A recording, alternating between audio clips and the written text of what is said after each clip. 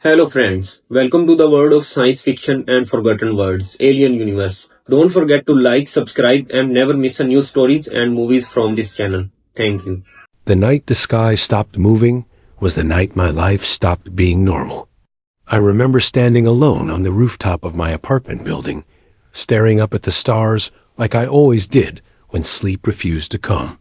But that night, the stars were wrong. They weren't twinkling. They weren't shifting. They looked frozen, like someone had pressed pause on the universe. At first, I thought it was my imagination, or maybe some strange cloud pattern. But then the air changed. My heart began to beat faster for no reason I could explain. A deep vibration rolled through the city, so quiet that no one else seemed to notice. Cars kept passing. Lights stayed on. Somewhere below, a dog barked and a television laughed. But up there, on that rooftop, I felt it clearly. Something enormous had just arrived. I stepped closer to the edge and scanned the sky again. That's when I saw it. A dark shape, bigger than any plane, bigger than any building, slowly sliding between the frozen stars. It didn't glow. It didn't make noise. It simply existed, like a shadow that had swallowed the night. I should have run downstairs. I should have called someone. Instead, I stood there, unable to move, watching the impossible unfold. The shape drifted directly above my building and stopped. The air around me dropped in temperature so suddenly that my breath turned white. Every hair on my arm stood up. Then, without warning, the rooftop lights flickered and died, leaving me alone in darkness. Alone. Except I wasn't. A soft hum filled the silence, gentle but powerful, like a distant choir singing underwater. The sound wrapped around me, not through my ears, but through my chest. My thoughts felt louder, clearer, almost exposed. I took a step back, my shoes scraping against concrete, and whispered to myself, "What is happening?" The hum responded, not with words, but with a pulse of warmth that spread through the air like a heartbeat. Above me, the shadow began to open not. It wasn't a door. It wasn't a hatch. It looked more like space itself was folding, peeling apart like layers of fabric. A silver glow spilled out, washing over the rooftop in waves of soft light. I raised my arm to shield my eyes, but the light didn't hurt. It felt gentle, inviting, terrifying. A beam descended slowly, not sharp or mechanical, but flowing, almost liquid. It touched the rooftop a few feet away from me and formed a circle that shimmered like water dot. My mind screamed at me to run.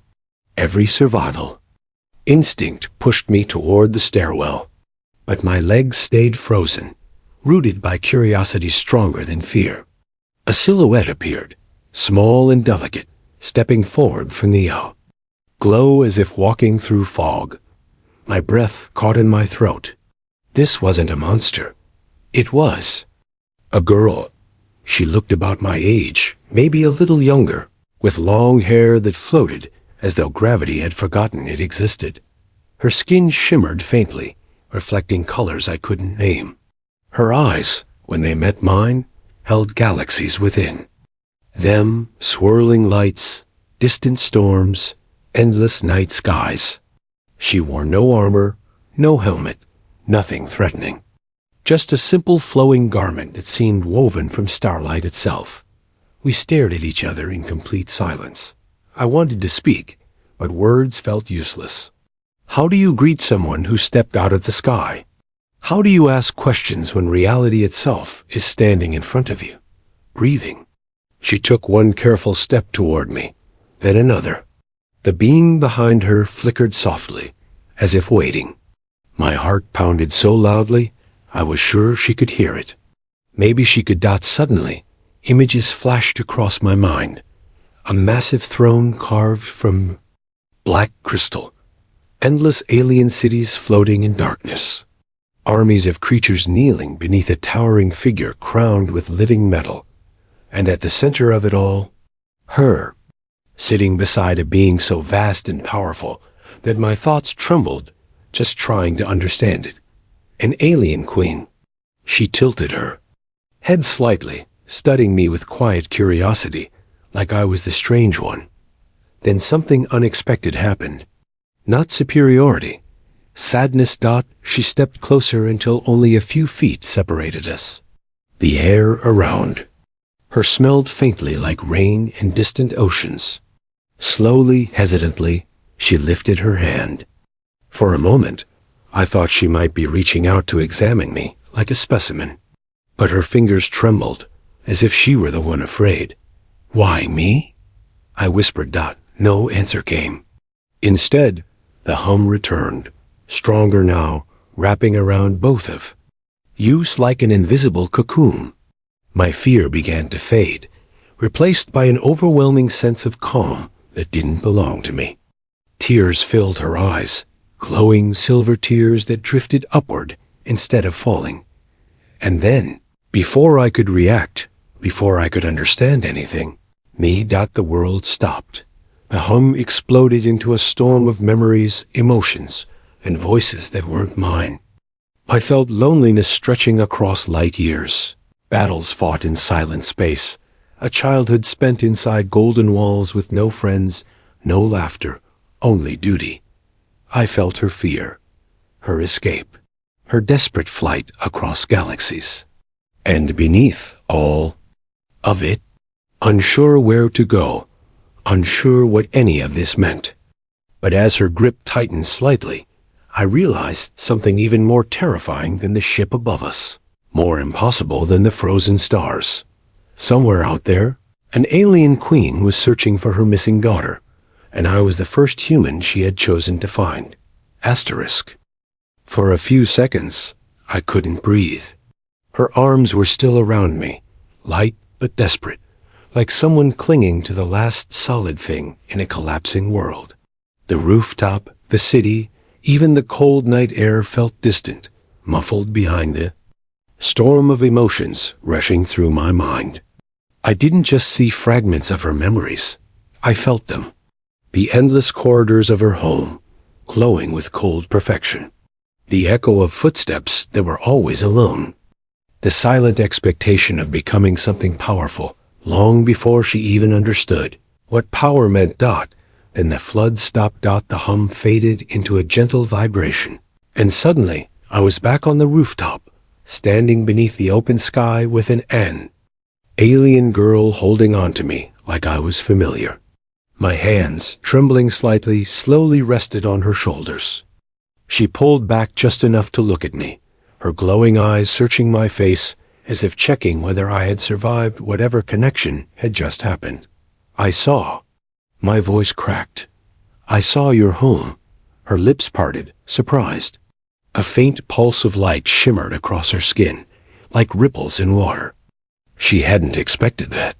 Whatever had just connected us was stronger than she thought. She stepped back, creating a small distance, and placed her hand gently against her chest. The gesture felt like an apology.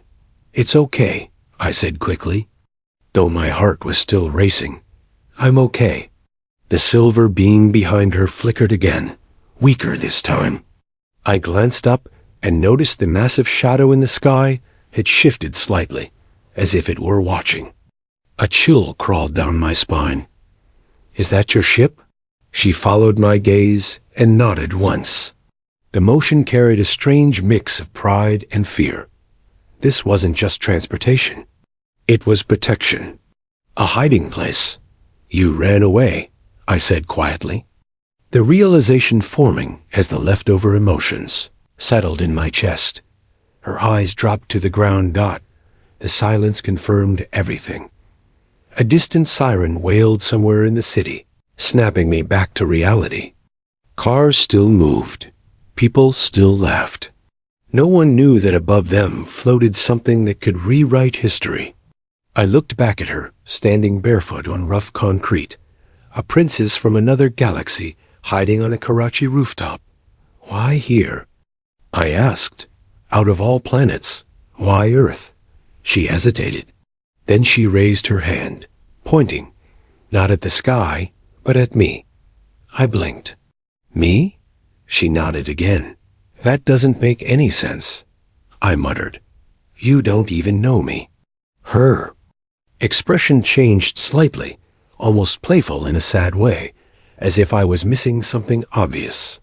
She stepped closer and lifted her hand toward my face.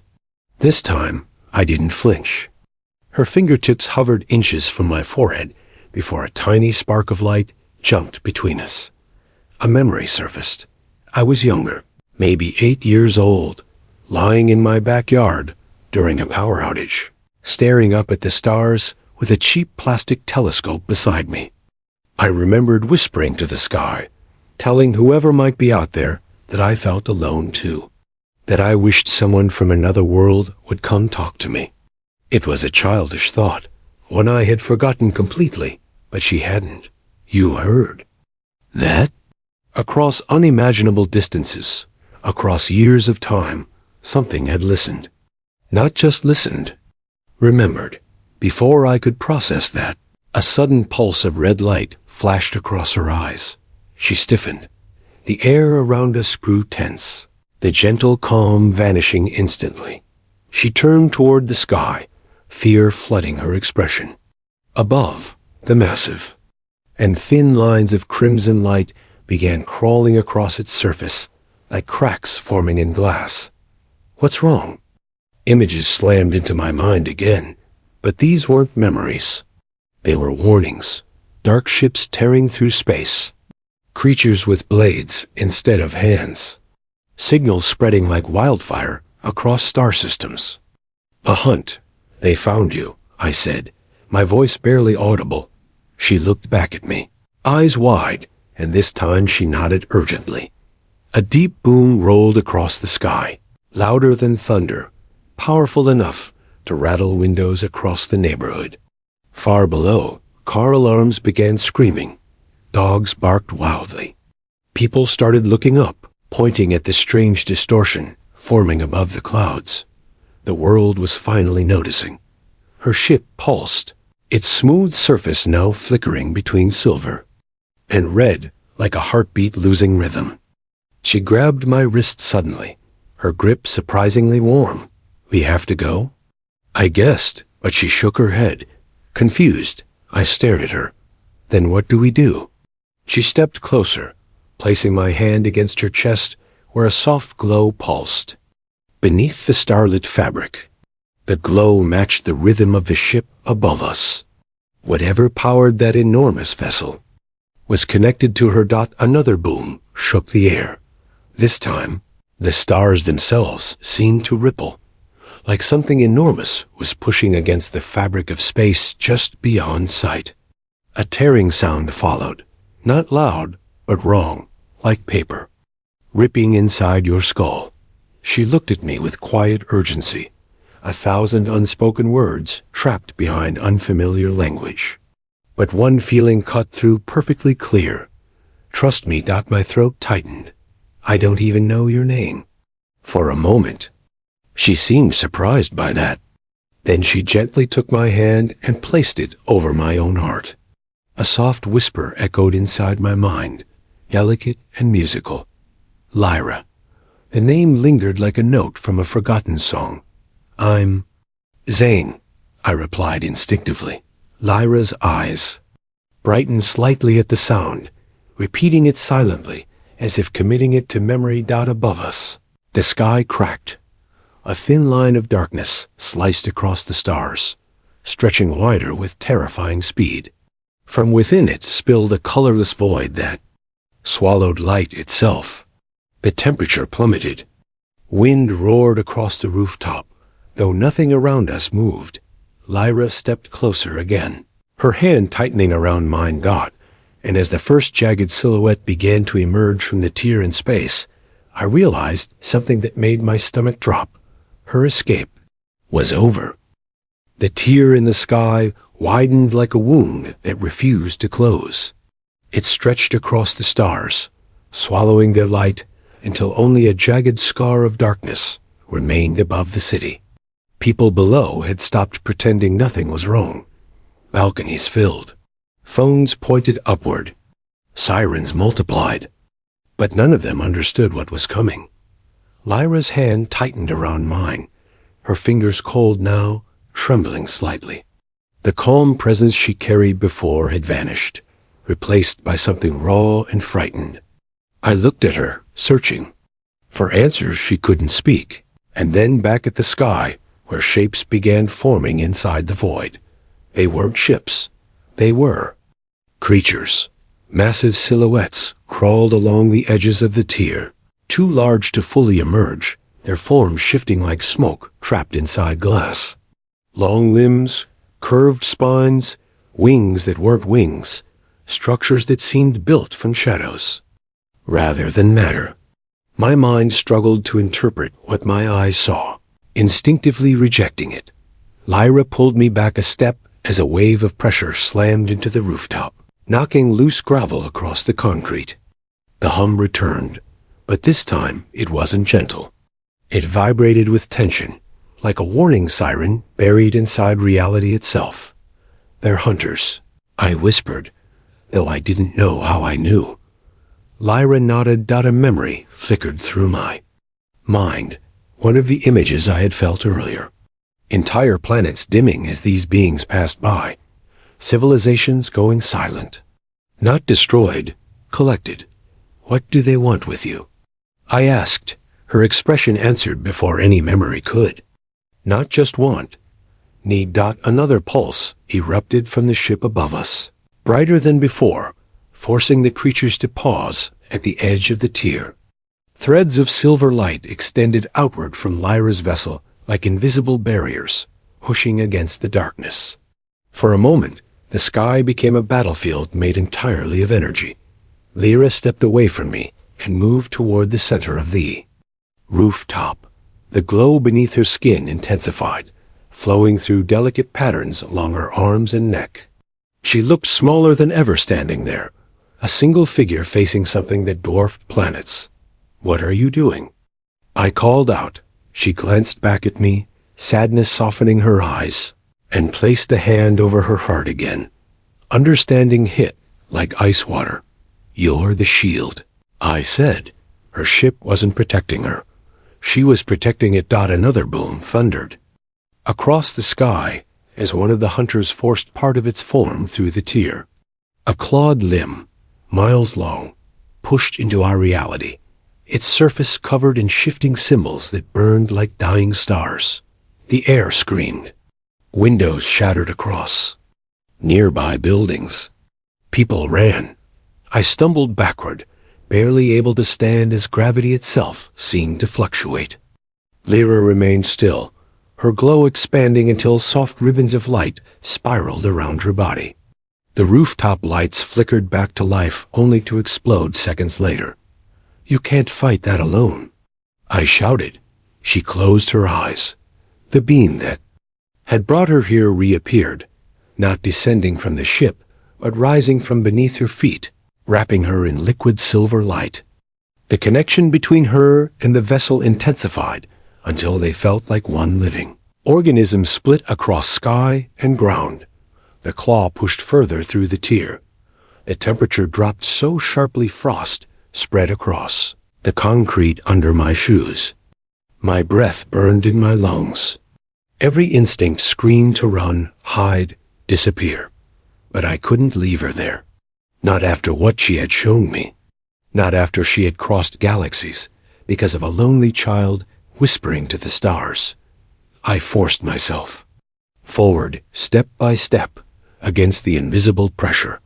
Lyra's eyes snapped open as she felt me approach. Surprise flashed across her face, followed by frustration. She shook her head urgently, telling me to stay back. "No," I said, my voice shaking but firm. "You came here alone. You don't have to stand alone." The words hung between us. Simple but heavy. The hunters reacted. Multiple shapes surged within the tier, as if sensing the growing resistance. The claw flexed, tearing at the silver barrier until cracks of red lightning spread across the sky. The city lights below flickered violently. Somewhere, Transformers exploded with sharp pops. Lyra faltered. The glow around her flickered for the first time. Fear stabbed through me. I reached out instinctively and grabbed her hand again. The moment our skin touched, warmth surged between. Not overwhelming like before, but steady, grounding. Her breathing slowed slightly. The light stabilized. She stared at our joined hands in disbelief. "You're not alone," I repeated softly. A new sensation filled my chest, not her. Memory, not mine, but something forming between us. A resonance. 2 heartbeats finding rhythm. The silver barrier surged outward, pushing the claw back inches at a time. The hunters recoiled, their massive forms rippling with agitation. For the first time since the tear appeared, they hesitated. Lyra looked at me, eyes shining with something beyond gratitude. Hope. Hope didn't close tears in space. The darkness pulsed again, deeper this time, and from its center emerged a shape far larger than the others. Unlike the hunters, this presence didn't struggle against reality. It parted it effortlessly. Lyra's expression drained of color, a crown of shifting metal, eyes like collapsing stars. A presence so vast that my thoughts went quiet, trying to comprehend it. The alien queen had arrived. Lyra's grip on my hand tightened painfully, her fear flooding into me in a tidal wave.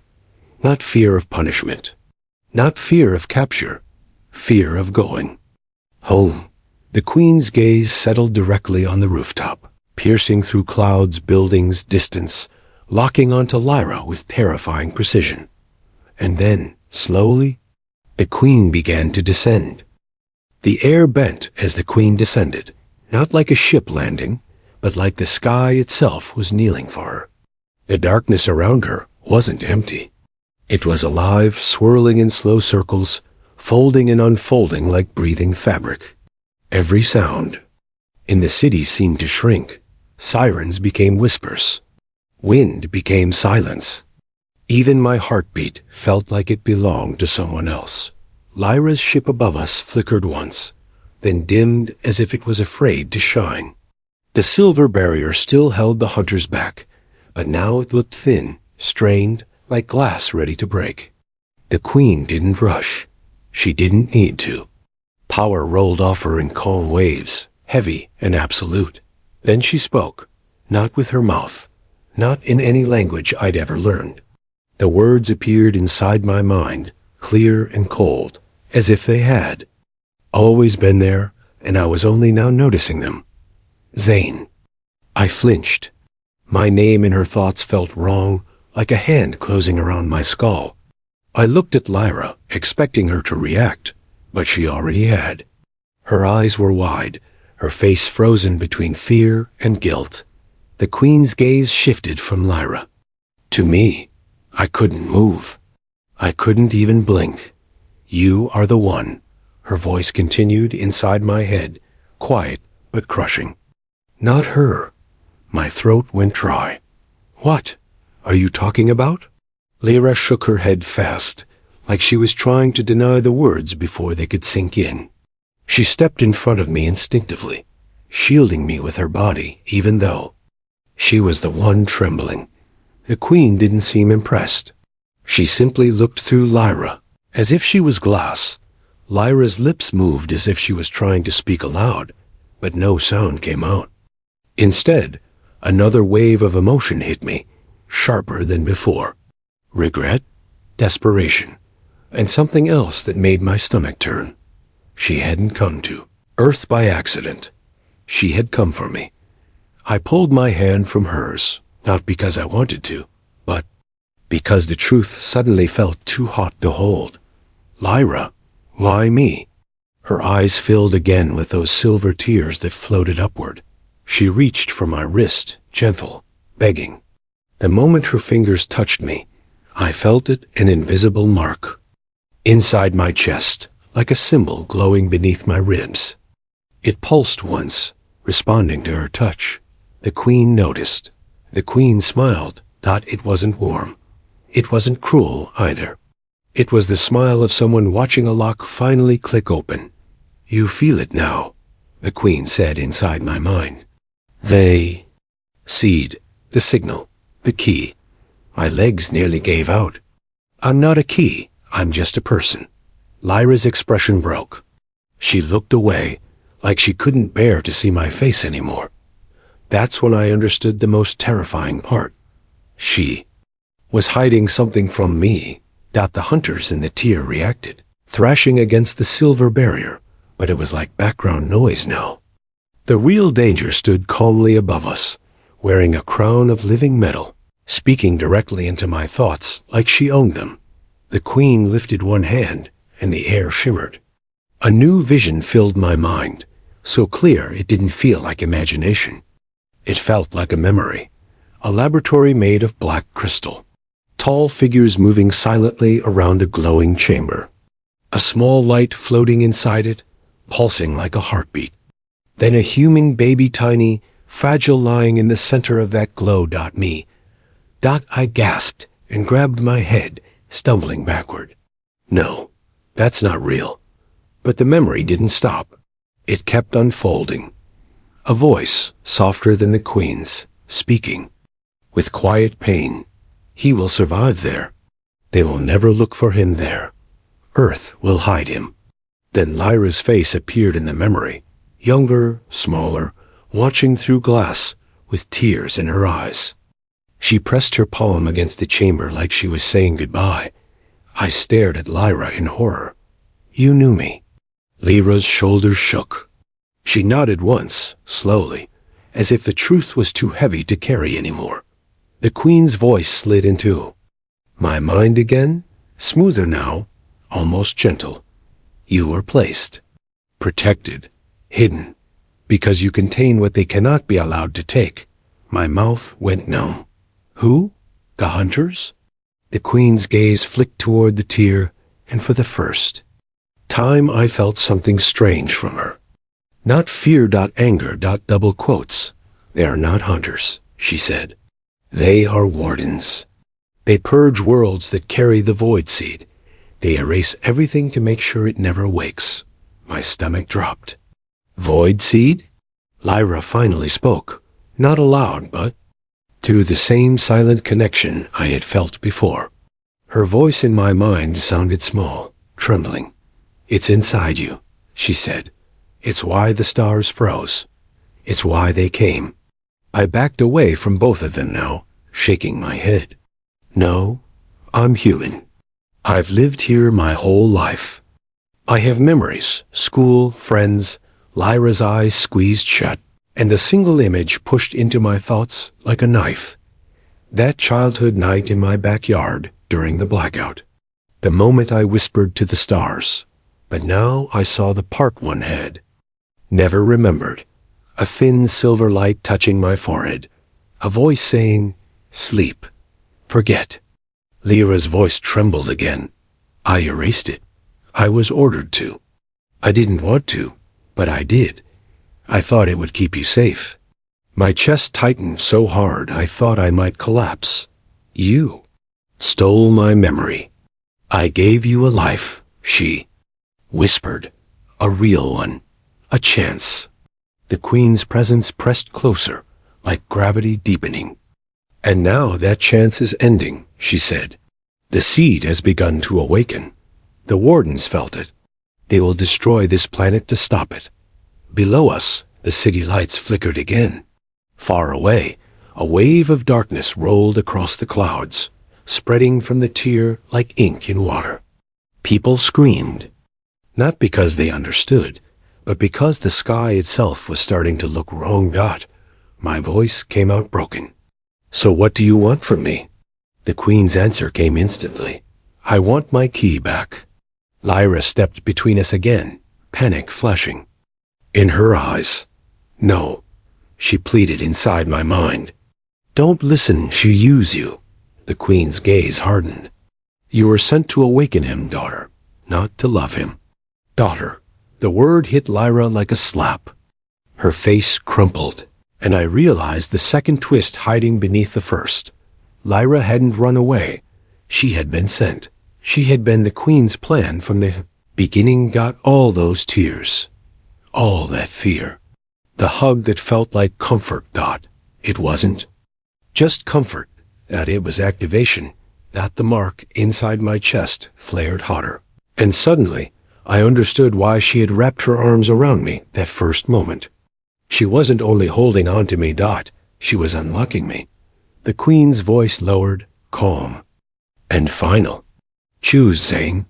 Come with me, and I will seal the tear before the wardens cleanse this world. Refuse, and Earth dies with you on it.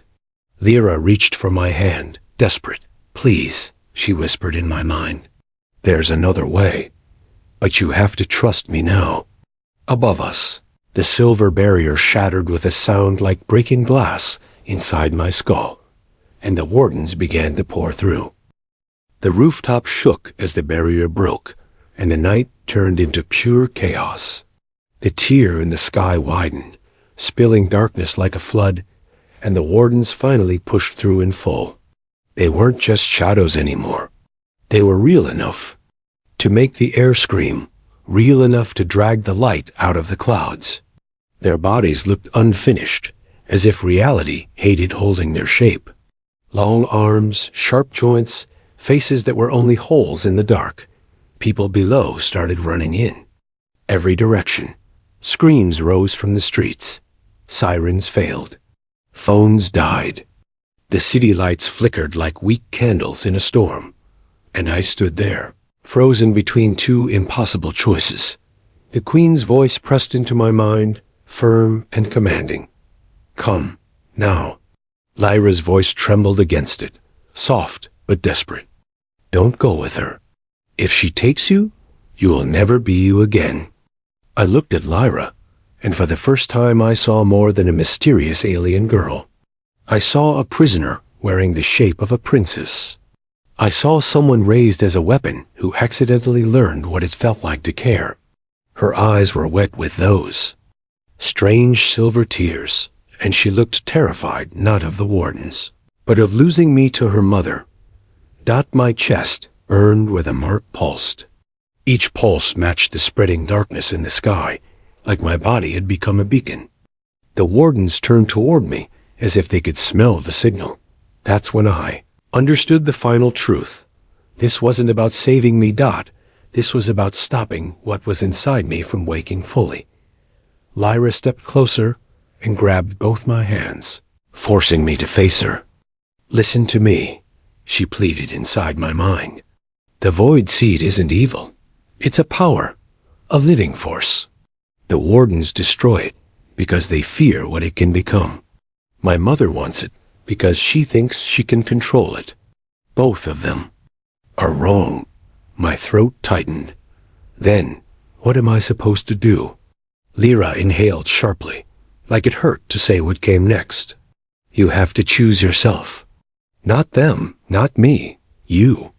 The Queen's presence surged, impatient. Enough. A wave of invisible force slammed into Lyra, throwing her backward across the rooftop. She hit the concrete hard and didn't move for a second. Rage and panic exploded in me. I ran to her. Without thinking, dropping beside her, gripping her shoulders. Lyra! I shouted. Her eyes fluttered open. She was breathing, but weak.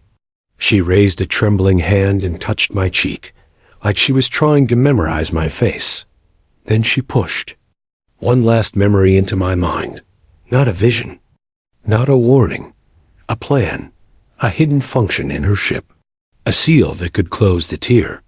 But it needed to trigger someone carrying the seed to ignite it. Someone willing to burn their own signal away. Someone willing to disappear from the Queen's reach and the warden's radar. Someone willing to sacrifice the life they knew. My stomach turned. If I do it, what happens to me? Lyra's answer was quiet, heartbreaking. You won't die, but you won't be the same. You'll be free and forgotten. The word forgotten hit harder than any threat. All my life, I had feared being invisible, being meaningless. And now the only way to save everyone was to become exactly that dot above us, the wardens descended. Toward the rooftops, their shadowy limbs reaching. The queen lifted her hand, preparing to pull me toward her with force. The air tightened, crushing my lungs. I looked at Lyra, and she looked back at me with a kind of love that didn't ask for anything. Not obedience, not loyalty. Just a choice. For the first time since the sky froze, I stopped trembling. I stood. Up slowly, the queen's voice sharpened. Do not resist. I stared at her, forcing words past the pressure in my chest. You said you wanted your key back. Her eyes narrowed. Yes. I took a deep breath, then said the only thing she didn't expect. I'm not yours.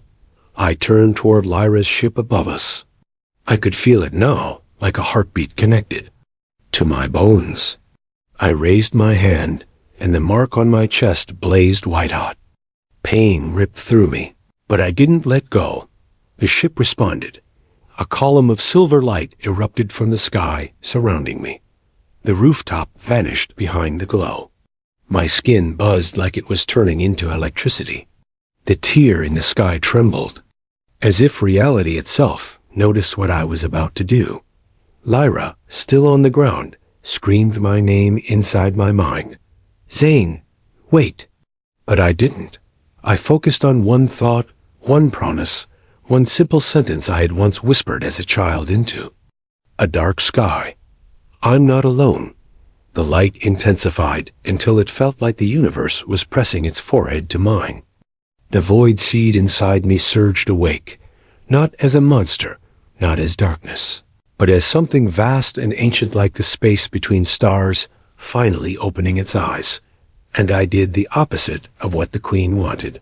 I didn't unleash it. I shattered it. Not by destroying it, but by spreading it into nothingness, dissolving the signal into the wide quiet of the void where no one could hold it, name it, or control it. The pain was unbearable for a second. Then it turned into weightlessness. The tear began to collapse, folding inward like a closing wound. The wardens shrieked without sound as the doorway vanished beneath them, cutting them off mid-reach. The sky stitched itself shut, star by star, returning to motion. The queen screamed inside my mind, furious and shocked. Nitrogen monoxide. Her crown flickered. Her power faltered. For the first time, she looked afraid, because the key was slipping from her grasp.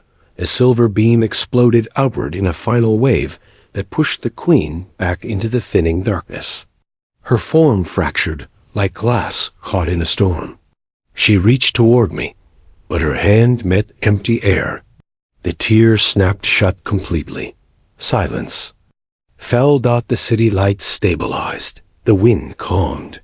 Sirens faded into distant confusion.